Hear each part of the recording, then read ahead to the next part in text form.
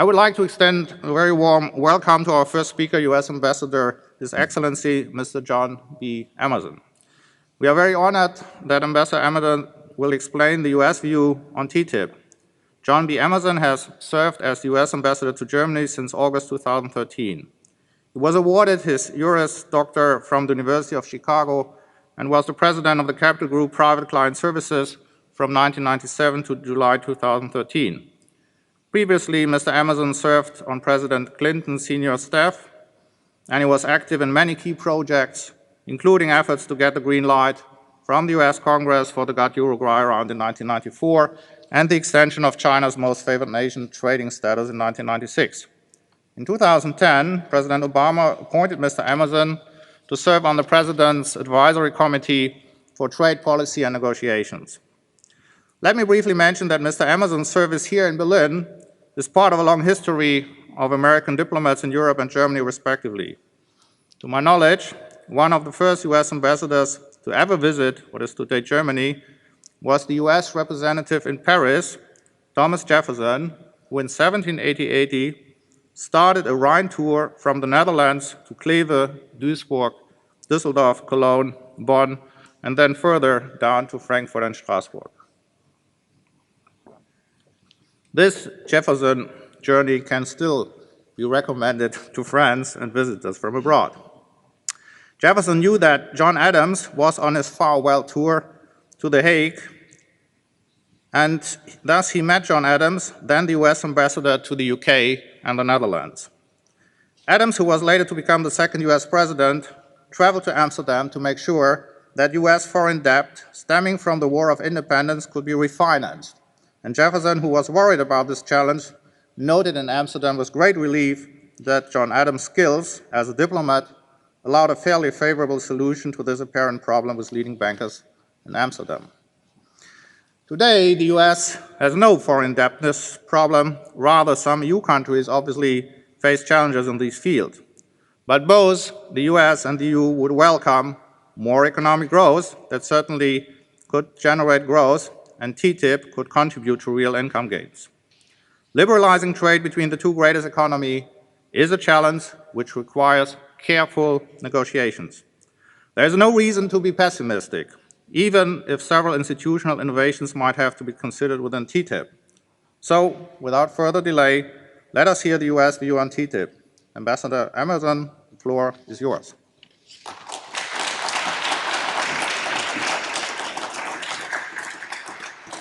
Guten Morgen und herzlichen Dank, Professor Welfens.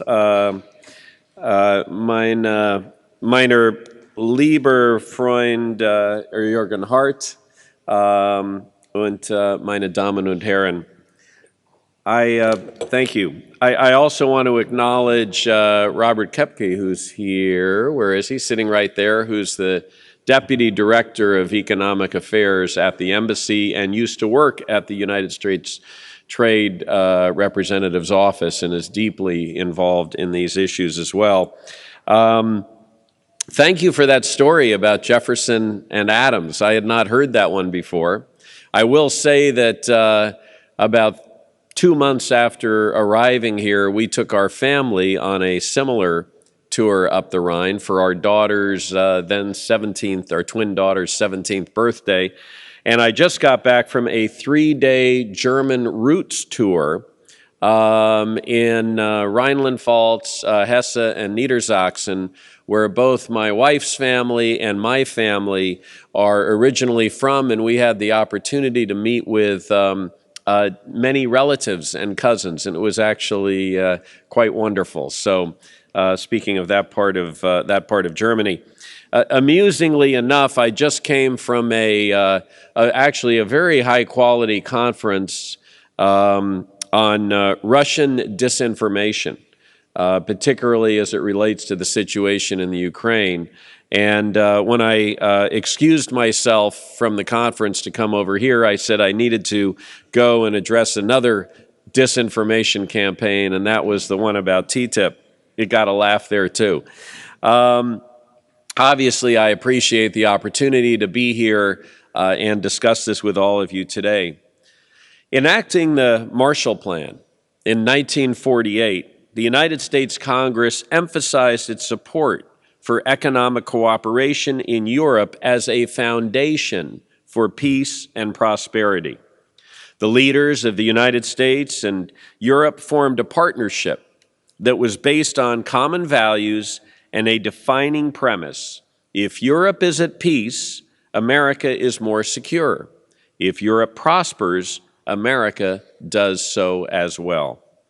The logic of mutually beneficial interdependence, where each nation can grow stronger and more prosperous because of the success of its neighbors and friends, made and continues to make eminent sense.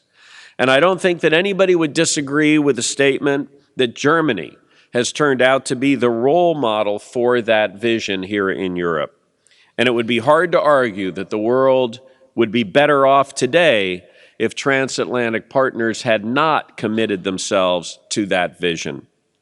Today, in the face of challenges and opportunities that George Marshall or Konrad Adenauer would not have dreamed possible, it is up to us to take that commitment of 1948 to the next level, to continue advancing along the path of economic and political partnership.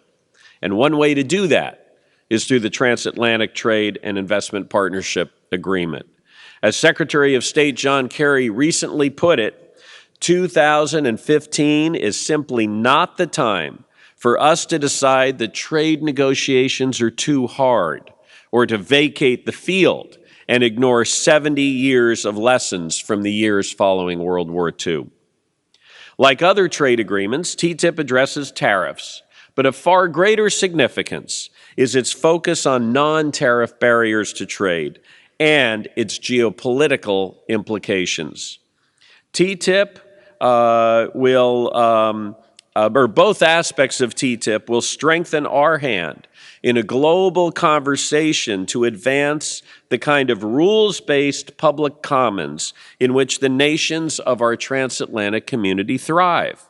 And it will send a message to the rest of the world about the values that an open trading system represents: freedom, open markets, rule of law, intellectual property rights protection, transparency in our commercial dealings, high standards for consumer health and safety, and respect for and protection of the environment and of working men and women. And in so doing, we will be creating a foundation for shared prosperity that will last well into this century. Now, this sounds easy and logical, but unfortunately, as we're all aware, the current debate over TTIP is dominated by fear rather than by the realities of free and fair trade. Opposition to TTIP has become a symbol around which those who are concerned about the dislocating impact of globalization have rallied. And yet, as Wirtschaft Minister Sigmar Gabriel has said, TTIP is our opportunity to guide and harness the impact of globalization. Candidly, TTIP proponents lost the first round of framing the public discussion, and not because we lost a battle of ideas, but because we were very late in even showing up. People need to hear specifics about how increased trade with the United States will positively impact their lives. In other words, we need to bring a more balanced perspective to the TTIP debate. We need to paint the big picture, and that includes addressing the myths and the misperceptions that have evolved. One of the biggest challenges in negotiating and implementing TTIP will be harmonizing different regulatory schemes and eliminating non-tariff barriers that restrict our trade and investment relationships. And yet, one of the most prevalent misperceptions about TTIP is that this effort to harmonize standards will result in a race to the bottom. Some people worry that to compete in the economy of tomorrow, we will have to cut corners by downgrading standards or paying workers less or making lower quality products. That would be unacceptable to both sides in this negotiation, and it will not happen. And by the way, the impression that the United States has lower standards in consumer and environmental protection than Europe is just plain wrong. In some areas, European standards may be higher, but in many areas, again, as Minister Gabriel has said, American standards are higher. Americans were the first to require seatbelts and airbags. Our standards with medical devices and pharmaceuticals are widely recognized as the highest in the world. And when it comes to regulation to protect consumer health and safety, neither of us would accept a diminution of our high standards, as the leaders of both of our countries have made absolutely clear. Let me be clear. Americans don't want lower standards. And all you had to do was watch the debate in the United States Congress over the past few weeks to know that. Europeans don't want lower standards. We won't negotiate that kind of a deal, and our elected leaders would not approve such a thing. European and American regulatory systems are the most advanced in the world. We know that when we sit down to a meal, or get behind the wheel of a car, or board an airplane on either side of the Atlantic, regulators have worked to ensure our safety. The problem is, as one trade policy expert says, both sides say, this is simple. We can get huge gains from coordinating. You should just do what we do. And then the other side says, no, it's better if you follow our model. And then you end up with nothing. Well, we don't have to accept nothing for an answer. There are reasonable and flexible approaches that we can take to the issue of standards. We can agree on one set of regulations, or we can agree to recognize the standards of our partners. Or finally, we can establish a framework through TTIP to work out the tough issues as they arise. The question of regulatory standards also pertains to another one of the misperceptions that has emerged. Namely, the allegation that TTIP will only benefit big companies. Very often, a product built to high standards in the EU cannot be sold in the US, and vice versa, frequently due to minor differences in the regulation. A classic example of this is the auto industry and the differing regulations for the taillights on a car. We don't recognize each other's testing methods, and therefore these products must undergo separate testing, or companies need to develop dual lines of production. Immaterial differences in regulation, which really have nothing to do with the ultimate safety of the vehicles, result in excess manufacturing costs, which get passed on to the consumer. And they don't have a meaningful impact on safety. Believe me that the European regulators, when they got on a plane and they fly over here, they're perfectly comfortable renting a car in Europe and driving it around. And the same thing, the American regulators, and the same thing goes for European regulators when they travel in the US. And by the way, they don't have a problem with eating chlorinated chicken either.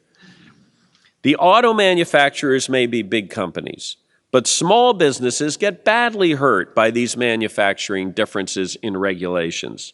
Large firms have the resources to maintain multiple production lines or hire the lawyers and experts with to deal with regulatory differences. Smaller businesses, including many of the auto parts companies that are part of the supply chain of the automotive industry, often don't.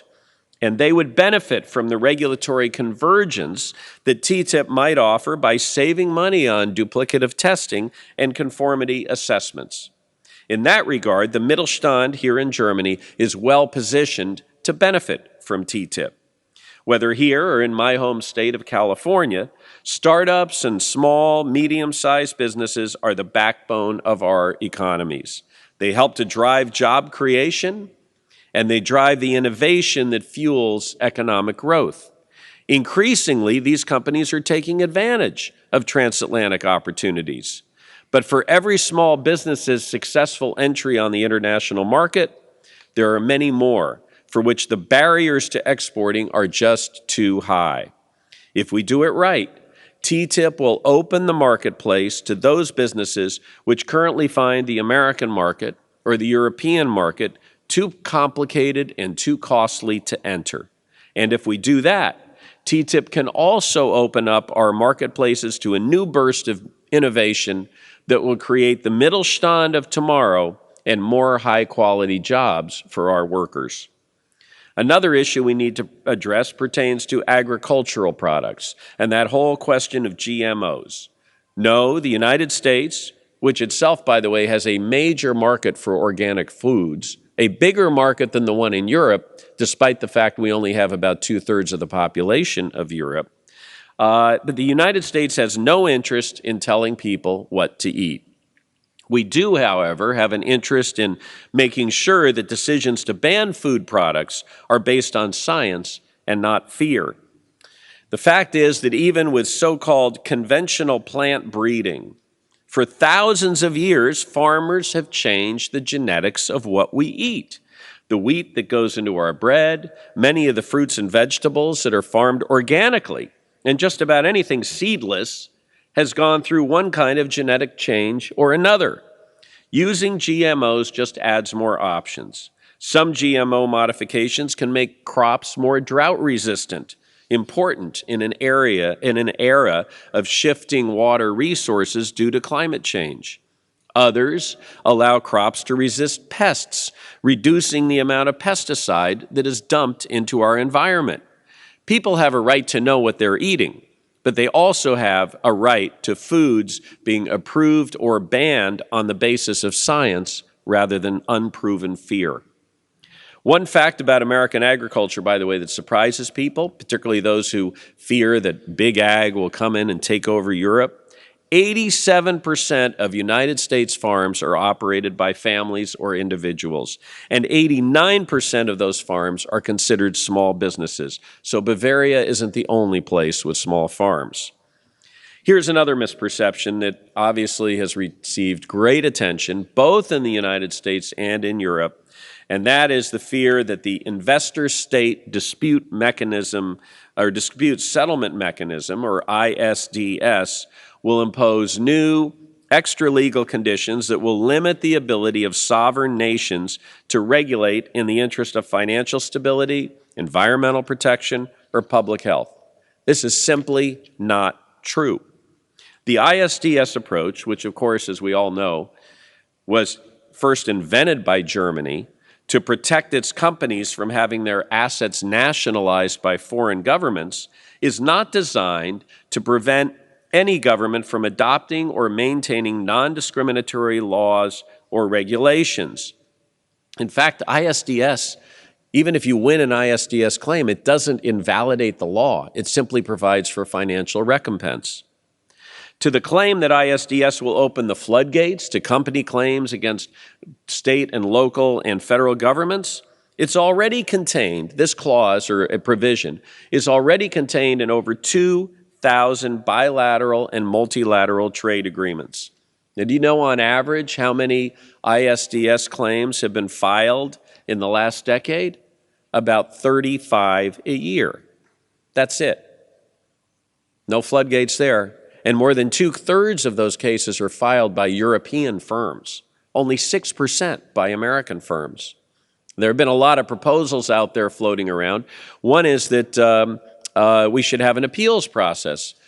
Well, in the United States, you know, we're responsive to these proposals, but in the United States, there have been 13 ISDS claims filed against the United States that have gone all the way to arbitration in the last few years. The U.S. government, the regulators, have won every single one of them. Why on earth would we want to give an appeals process another bite at the apple to the companies trying to challenge those regulations? It cuts against the arguments that the people who don't like ISDS are making. I often hear in Germany that we don't need ISDS because Germany and the United States have very well-developed and transparent legal systems. Well, this isn't a trade agreement between Germany and the United States. It's with the EU. And even Germany has insisted on ISDS clauses being included in a number of agreements with certain EU member states. And it will undoubtedly want to see it included in future agreements with other countries. And obviously, if it's not in TTIP, when Germany goes to negotiate with another country, particularly countries to the south and to the east, they're going to make Germany give something up in those negotiating processes to get ISDS. Doesn't make sense. So The fact is the solution to this is not to throw out the ISDS approach, which has actually been evolving and improving over decades, but it's to seek to improve it and to address some of the legitimate concerns that have been raised in the public sphere and through the negotiating process. And that's what the negotiators are attempting to do. In fact, over the decades, this is important, the ISDS approach has actually helped to establish higher global standards and strengthen arbitration procedures through clearer legal rules, enhanced safeguards, and yes, greater transparency. All right, let's talk about transparency, because that's another issue that comes up a great deal. On the American side, never before has the dialogue among stakeholders, including labor, environmental, and consumer groups, with negotiators and senior trade officials, been so candid and open. But here in Europe, there's not only mistrust of the United States, there's also mistrust of Brussels. And while the negotiations would make little progress if they were actually conducted in front of the TV cameras, we all know why, because the minute anybody tried to move anywhere in the negotiation, the special interests who don't like that position would come down on them like a ton of bricks, and people would just play for the cameras. So that doesn't make sense, but there has to be a middle ground between that and simply saying, trade is good, trust us. And the good news is that the EU recently announced new steps to improve transparency on this side of the Atlantic. And rest assured, once this agreement is fully negotiated, every word and every clause and every paragraph will be thoroughly discussed and analyzed and debated before anyone has to cast a single vote. So to that end, I simply ask that the skeptics wait until they see what is actually contained in the agreement before acting out against it. Another myth that I've heard, TTIP will prohibit public subsidies of cultural and performing arts institutions. This is not even on the table for discussion, and it would have as many objectors in the United States as it does in Europe. And finally, my favorite myth, the fear that TTIP will require Europe to increase fracking. No, but it could make it easier for the U.S. to export liquefied natural gas to Europe, thereby increasing Europe's energy security. The U.S. economic relationship with the EU is the largest and the most complex in the world. The enormous volume of trade and investment promotes economic prosperity on both sides of the Atlantic and in the dozens of other countries that trade with us. In the future, the United States and Germany and other member states of the EU will face a very different world market. TTIP will create new opportunities for sustained growth. Unfortunately, as we're all aware, an underlying sense of mistrust of the U.S. and mistrust of the EU has colored the public discussion of these matters in Germany. And yet, interestingly enough, the TTIP debate is taking place at a time when the economies of many European member states are struggling, as we read in the news every single day. The fact is the EU contemplates the current state of economic growth and stratospheric youth unemployment, particularly in the southern tier. TTIP can be a jobs package that is virtually cost-free. And yet there is another consideration. As Thomas Friedman recently put it in his New York Times column, we are currently facing a struggle between the world of order and the world of disorder. There has never been a more important time for countries to come together and establish the best rules for the global integration within the 21st century. Our future depends on our ability to cooperate with our friends to solve problems ranging from extremism to youth unemployment to climate change. And this debate is taking place at a time when Western values, such as rule of law, human rights, and open markets, the backbone of the world order, to use Thomas Friedman's phrase, are being challenged on many fronts. With TTIP, the world of order has the opportunity to reinforce those values and to build an economic and a strategic framework that can serve as the foundation for shared prosperity well into this century. We must come together to confront other challenges as well.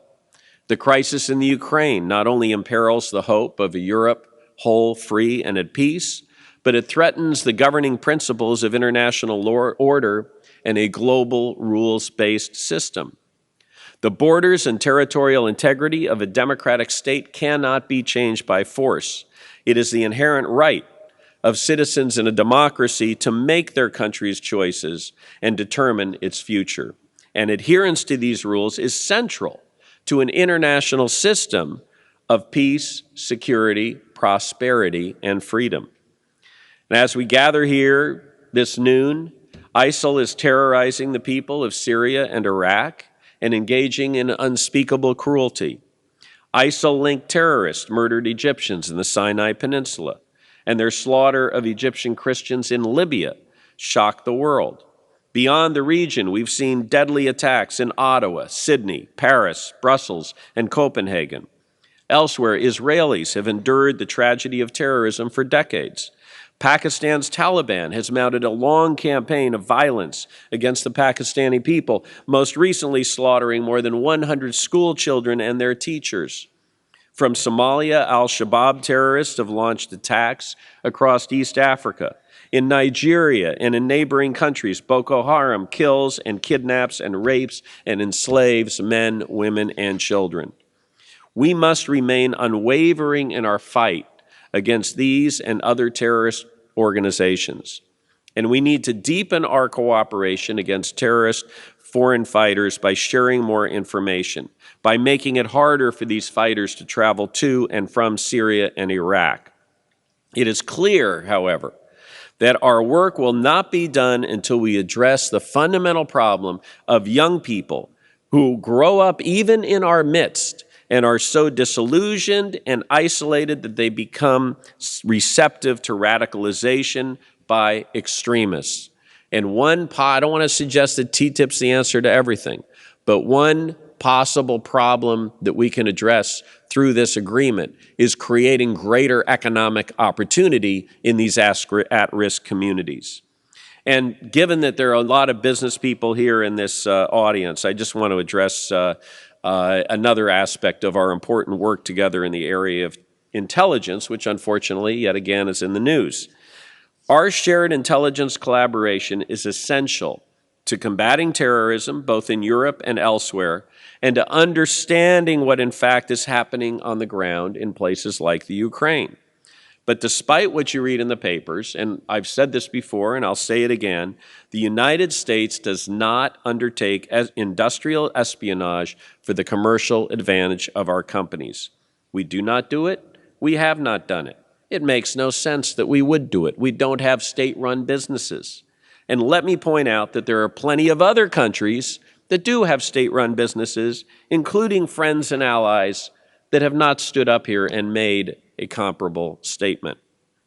We also face serious other challenges. Over the course of the past year, transatlantic partners have responded in a coordinated and a cooperative way to a string of crises, the Ebola crisis, and dealing with climate change is another one. As Secretary Kerry recently said, the Cold War may have been simple compared to the multipolar, sectarian world of the 21st century. But there are lessons to be learned from our shared history. And our countries are closely linked in countless ways and by an extraordinary spirit of cooperation. I personally would describe the German-American relationship as an essential relationship. And I am certain that the strength of our ties will be made stronger through the Transatlantic Trade and Investment Partnership and will help us to even be stronger in addressing the serious challenges of the 21st century. Thank you very much. Vielen Dank.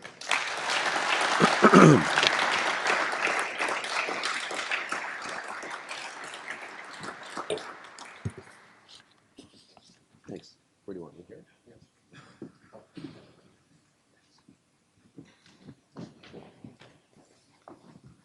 Ja, vielen Dank, Herr Botschafter. Sie haben es geschafft, alle Bedenken schon auszuräumen. Wir müssen also gar nicht mehr diskutieren. Aber vielleicht können wir ganz im Ernst doch noch die Zeit nutzen, ein paar Fragen zu vertiefen. Zunächst vielleicht ein ganz aktueller Punkt. Der US-Senat hat jetzt gerade den Weg freigemacht für den US-Präsidenten beim Thema TTIP, überhaupt bei Handelsabkommen weitgehend freie Hand zu haben. Er kann also jetzt durchstarten. Vielleicht können Sie kurz noch mal die Bedeutung dieses Schrittes skizzieren und auch noch sagen, wie sich das verhält, also das TTIP-Thema und das Asien-Abkommen. Also welche Prioritäten wo sind und wie die Abfolge jetzt sein wird. Well, thank you. There are really three huge votes that have to take place regarding the trade relationship. The first was far and away the toughest, and that was the vote that has just taken place to give the president trade promotion authority. What that essentially means is that he can negotiate, or his administration can negotiate an agreement, a trade agreement, and then it goes to Congress for an up or down vote. That Congress voluntarily gives up its right to amend or filibuster, which is basically requires it to have 60 votes to pass the Senate, filibuster the agreement. This is hugely important because obviously you can't negotiate an agreement and then go back to the United States Congress or a member state parliament and have them say, well, let's add this or let's take away that, and then go back to your negotiating partner. You'd never get anything done in that way. But it's also the hardest of the three votes that we're going to have, because what you're asking Congress to do is two things. Number one, you're asking them to voluntarily give up some of the constitutional power that they have, which is a big deal for any organization to give up power voluntarily. But secondly, you're also asking them to do that without even seeing the agreement. Because TPP, the Trans-Pacific Agreement, has not yet been negotiated, and TTIP isn't remotely close to having been completed. So that's why it was such a tough vote. And the whole issue that I talked about people being afraid of the impact of globalization, and particularly the dislocating impact of globalization, meant that many in the Democratic Party, whose political base is often tied to organized labor, which fears job loss from these things, were adamantly opposed to voting for TPA. But we got the vote done and were able to get it done in bipartisan fashion. It was a little messy, but it was accomplished. So now, where do we sit? I said there are three votes. The second vote would be for the next agreement to be fully negotiated, and that's TPP, the Trans-Pacific Partnership Agreement. And a lot of people say to me, well, does this mean TTIP's not important? No, it has nothing to do with that. It just means we started negotiating the Trans-Pacific Partnership Agreement 9 years ago. We started negotiating TTIP with the EU a couple of years ago. So it really isn't an issue of importance. It's just an issue of how far along we are. And I do think that getting TPP through will hopefully create a little bit of a incentive on this side of the Atlantic to conclude the TTIP negotiations. The TPP vote will be easier than the TPA vote. Why? Because now you've got an agreement. And there are many members of Congress, including some of the Democrats who voted against the fast track or the Trade Promotion Authority, who will now see an agreement and they'll be able to say, hey, wait a minute, this provision is going to help companies in my district, or it's going to help workers in my district, so now I can vote for it and have a good reason for doing it. And then finally, so I think that one will pass, and it'll have an easier time than what we had with TPA. There's still concern, because it's an agreement with Asia and Latin America, about the disparity of wages between the United States and Asia and Latin America, and a concern about job loss. So now we get to TTIP, assuming we get TTIP negotiated. That concern goes away. I mean, workers are paid just as well in Europe as they are in the United States, maybe even better in some instances. And so consequently, I think that TTIP, once it gets negotiated, will actually be the easiest vote to succeed on in Congress. Sie haben vorhin die großen Vorbehalte, die es in Europa und speziell in Deutschland natürlich gibt gegenüber TTIP nochmal alle ja eigentlich durchdekliniert und versucht, sie im Einzelnen zu widerlegen. Wir werden sicher den einen oder anderen Punkt auch noch besprechen können.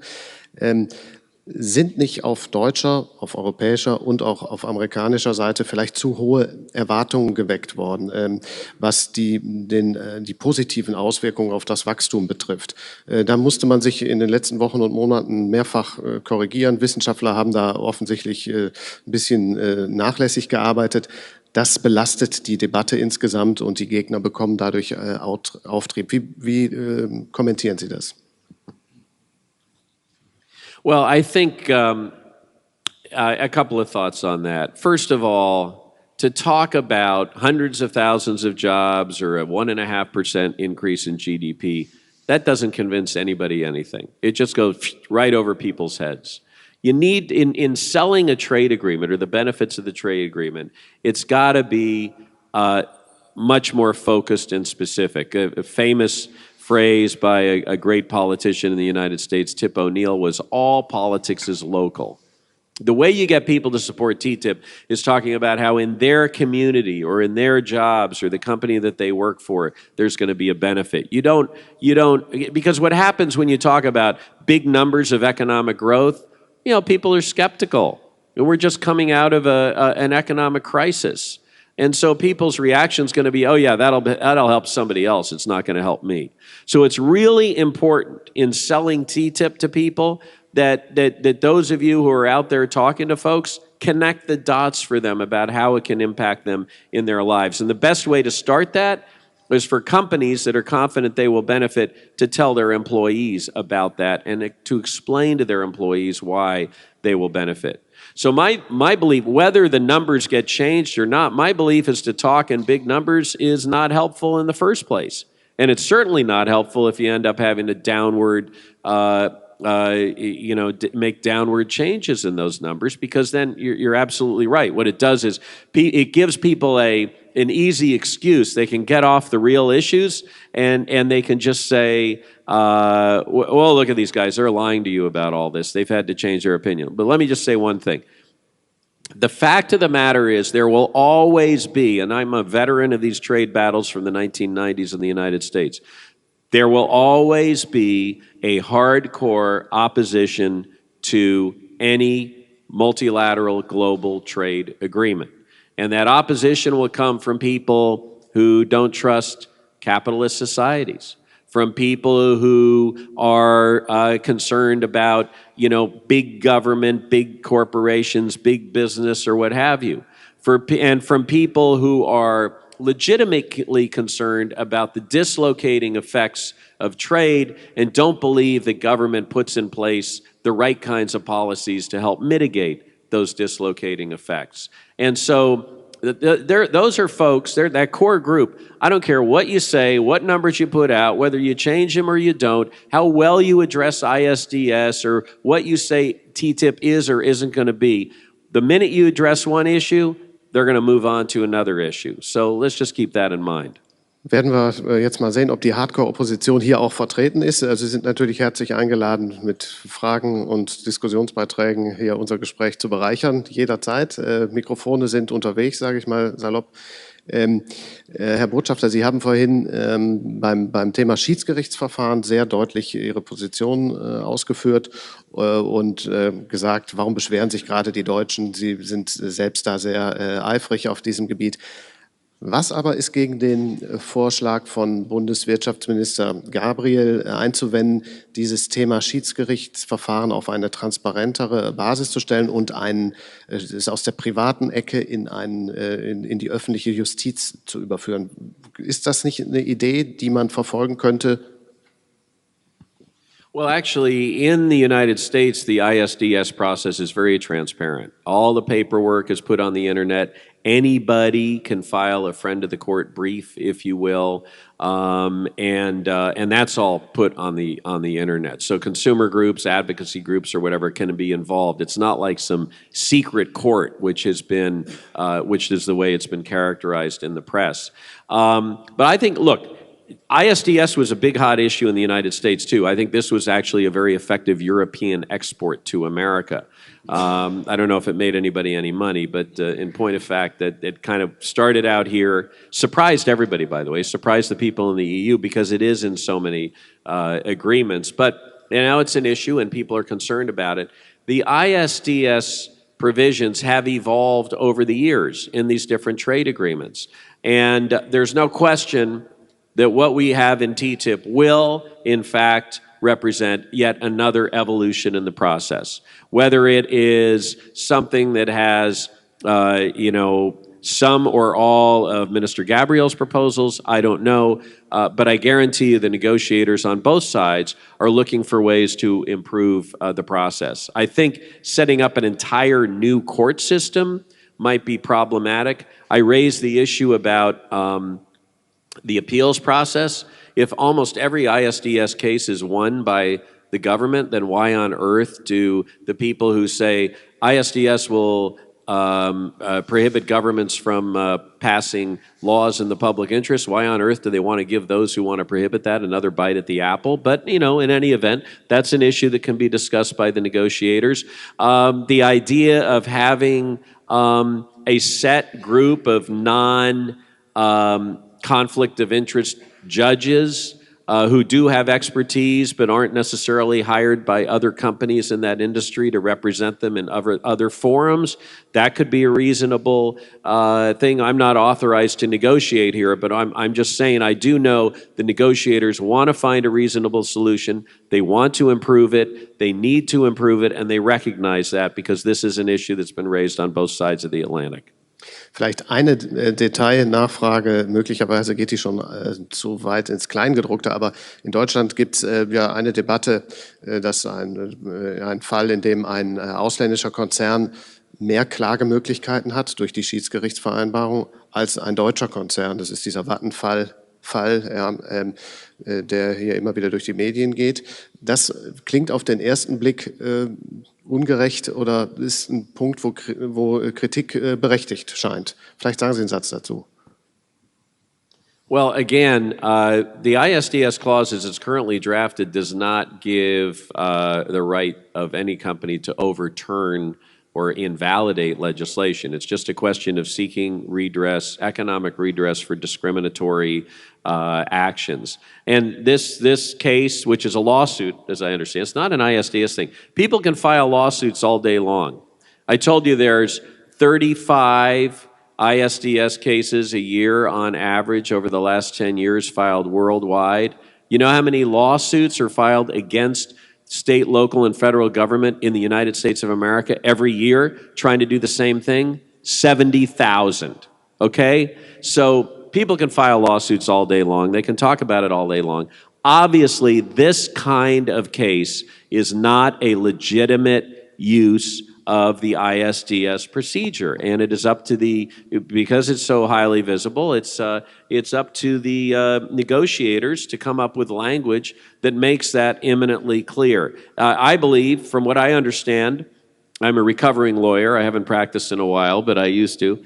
But from what I understand is that this case, if it were an ISDS case, would be thrown out under the current terms. We just need to make it clear that you can't, a legitimate policy that's adopted by a government in the public interest that's non-discriminatory cannot be, used as the source for financial compensation in something like this. And that's for the negotiators.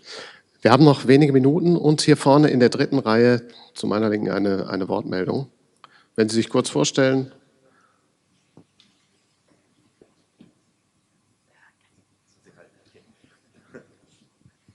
Clement Schöll ist mein Name. Ich leite hier ein Austauschprogramm für Journalisten aus Mittel- und Osteuropa in Berlin. Und meine Frage geht nochmal zum Thema Transparenz. wo ich den Botschafter nicht völlig verstanden habe. Sie sagten einerseits, appellierten Sie an die Skeptiker zu sagen, warten Sie doch erstmal ab, bis alles verhandelt ist und dann urteilen Sie. Andererseits haben Sie ja gesagt, völlig zu Recht, wenn erstmal etwas verhandelt ist, kann man nicht danach darüber diskutieren, irgendwelche Ergänzungen machen im Parlament und dann sagen, jetzt kehren wir wieder auf den Verhandlungstisch zurück. Also wie stellen Sie sich diesen Prozess vor und wäre es nicht doch besser, die Öffentlichkeit oder die gewählte Öffentlichkeit, die Parlamente früher zu beteiligen? The public is involved if they want to take the time and the energy to go on the internet and read what's being done, or they want to talk to their elected officials. I mean, let me tell you how it works in the United States. Before and after every round, there are public hearings that are held where, and by the way, a lot of the people who show up at these are people that are part of that core opposition group that I was describing earlier, no matter what said they're going to be against TTIP. And they come, industry people come, and they talk to the negotiators talk to them about what they're trying to accomplish in this round, and then they talk to them after the round about, in general, what they have been able to accomplish. That happens on before and after every single round in the United States. There are documents that are put on the internet about where we are in terms of the negotiations that people can read. So there's, and I must say, I don't think the EU was as transparent as the United States was in the early stages of this, but Cecilia Malmstrom has been terrific in terms of elevating the level of transparency on this side of the Atlantic. So there are plenty of opportunities for people to have their input and for the negotiators to hear that input. And beyond that, I mean, who's going to ultimately vote on this? It's the member state parliamentarians, it's the members of the European Parliament. We've just set up reading rooms so they can actually, they and key staff can go in and actually read what's been proposed, what's been agreed to, although I must caution you, nothing's agreed to until everything is agreed to in this kind of negotiation, but what's been agreed to and what the counter proposals are. So the people who are your representatives, our representatives who actually are going to have to vote on this thing, are being read into the process even as the process is ongoing. And but the problem is the opponents just say, oh, there's no transparency, you can't see anything, you don't know anything.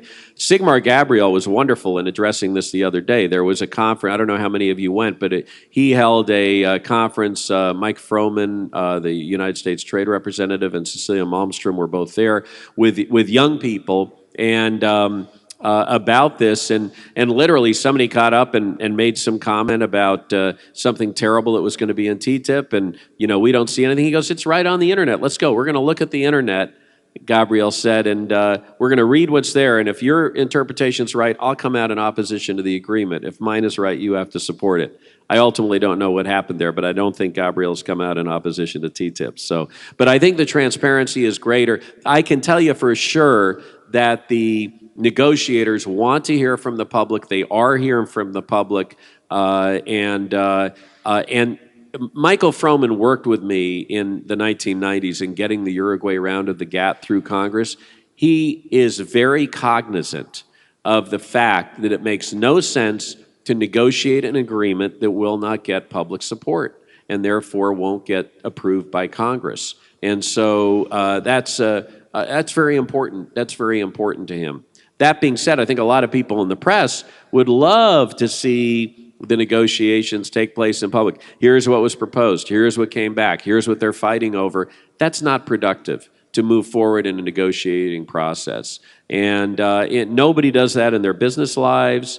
Nobody does that in their personal lives. And it's really not that productive for negotiating this kind of agreement. And when I'm saying please keep your powder dry and wait, I'm obviously not. I'm not obviously, because obviously you wouldn't have asked the question.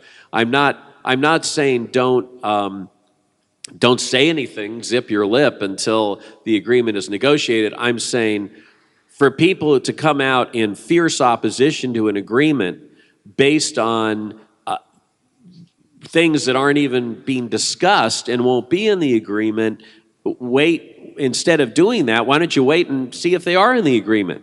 If you're convinced that TTIP is going to lower standards, Well, why don't, well, I'm saying they're not. The negotiators are saying they're not. The president and the chancellor are saying that they're not going to lower standards. So if you're saying, well, wait and see if those standards get lower. But by all means, go ahead and talk about and communicate about which standards you're concerned about and how you don't want them to be lowered. I mean, that's fine. Eine weitere Frage hier in der 4. Reihe.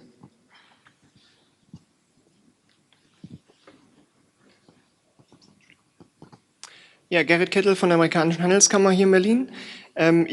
So wie ich das verstehe, geht es in der amerikanischen Diskussion um TPP vor allem darum, dass man die mit der europäischen ein bisschen zu TTIP vergleichen kann. Ich sage mal ein bisschen pauschalisiert, Amerikaner haben Angst vor Währungsmanipulation und vor dem Absenken von Arbeitsstandards. Wenn TPP jetzt durch TPA eventuell noch in diesem Sommer verabschiedet ist, sehen Sie die Gefahr, dass die Opposition in den USA dann eine ähnliche Debatte zu TTIP aufmacht, wie wir sie jetzt in Deutschland erleben? I am confident that just as ISDS has been exported from Europe to the United States, that any kind of argument or new argument that's raised by opponents in the United States will be exported to Europe. There's no question about that. I do think that the whole issue, the currency manipulation, it's just, this is the wrong forum to address it in. I mean, that's part of the problem there. But not this meaning this group, but the TTIP negotiations.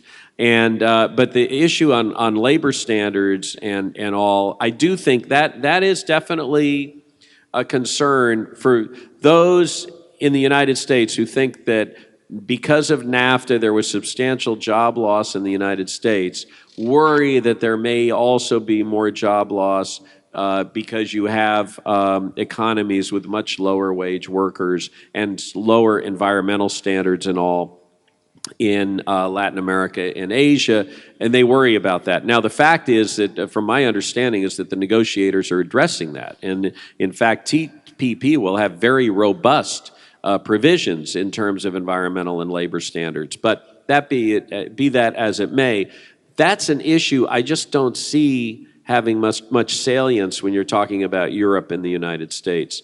But the first one, I'm sure we'll hear about it. Meine Damen, meine Herren, wir haben eine große Chance jetzt, nämlich die Chance, den Zeitplan einzuhalten. Die sollten wir nutzen. Es sind ja alle Fragen auch geklärt. Wir sind jetzt alle überzeugt von TTIP.